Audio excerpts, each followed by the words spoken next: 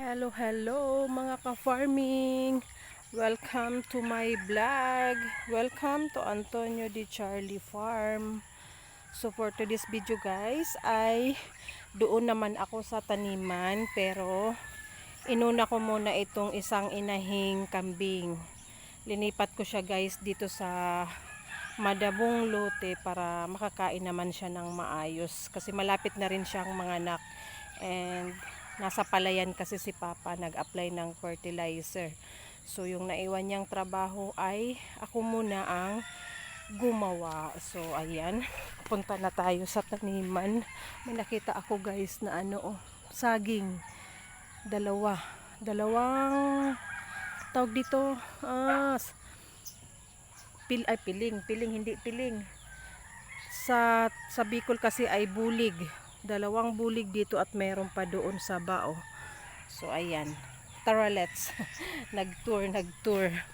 Yan ang aming kalamansi So tara na, at naghihintay na ang aking mga kakampi kakampi dito sa trabaho. Ayan guys, naghihintay na.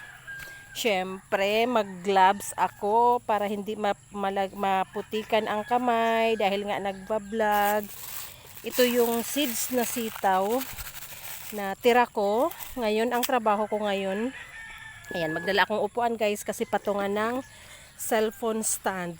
So, ang trabaho ko ngayon ay titingnan natin yung mga hindi tumubo at papalitan natin para makahabol pa rin. So, tingnan nyo guys.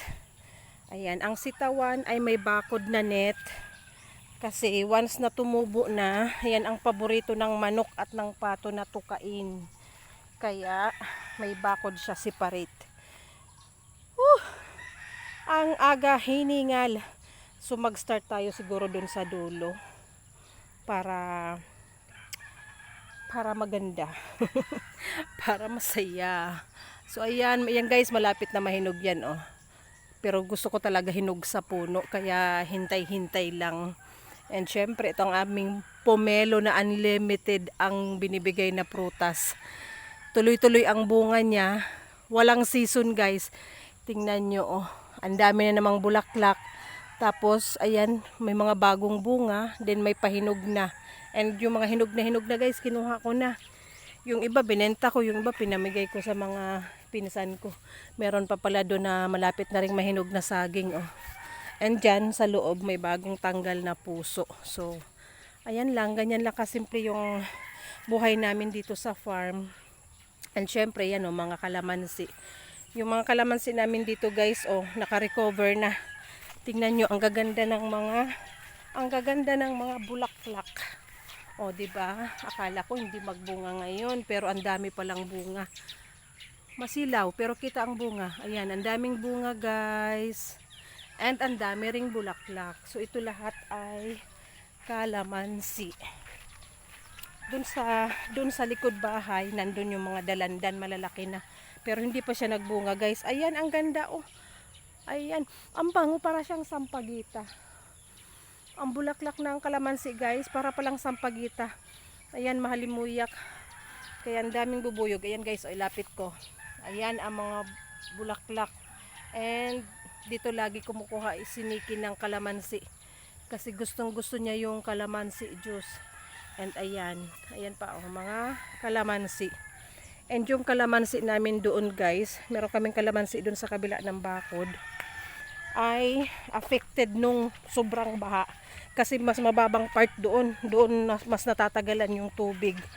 So ang nangyayari ay nababad. Sabi ni Papa baka mamatay daw yung iba. Yung iba nagbunga, yung iba hindi na. So sayang. Sana pala isang part lang or isang side lang dito ang tinaniman. Hindi siya ikinalat. Ikinalat kasi paikot sa bakod So ayan, mag-start na ako ng aking trabaho. Napaanli na naman yung ating chika. So where do I start? Syempre doon sa hindi mainit. Kasi masisilaw ang aking camera. So doon ako mag-start sa bandang silangan para hindi against the light. Ayan pala yung guys, yung mga tinanim kong sitaw. Ayan. So meron siyang mga blanco Yun ang kailangan kong palitan or taniman ng panibago. Ayan, may mga blanco dyan. So dito ako mag-start para buwelo ang aking camera. Hindi masilaw. Ay, ano ba yan? Ipwesto natin ng maayos ang upuan. So ayan, andun yung kambing guys na pinastol ko. Andun siya.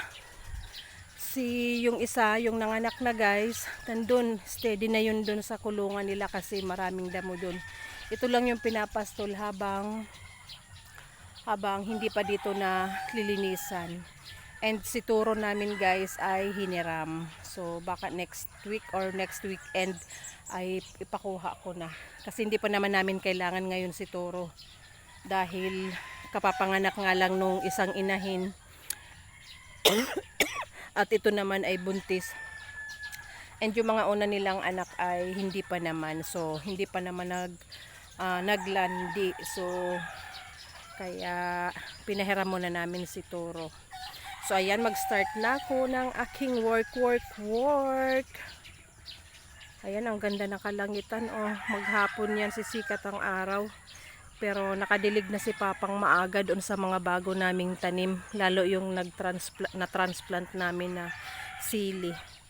Nakadilig na siya ng maaga. Kaya survive yun kahit mainit ngayong maghapon. So, tara, let's do this guys.